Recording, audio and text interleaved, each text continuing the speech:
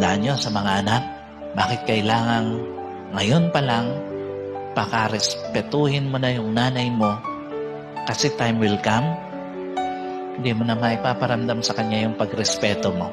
Isang araw, yung nanay na nangungulit sa'yo, nagpapaalala sa'yo, isang araw hindi mo na makakasama. Kahit anong gustong respeto pa yung ibigay mo, hindi mo na siya maire-respeto kasi wala na sa tabi mo.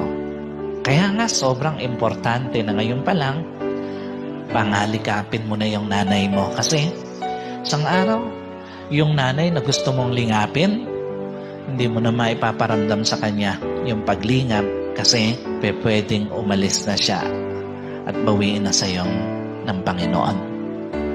At ano mang paglingap na gusto mong iparamdam sa kanya sa panahong wala na siya, wala nang kwenta yon, hindi na niya mararamdaman. Sa panahong kasama mo ngayon yung nanay na regalo sa iyo ng Panginoon, pakamahalin mo na, pakarespetuhin mo na, pakalingapin mo na. Dahil hindi lahat nabiyayaan na makasama pa ng matagal yung kanilang ina.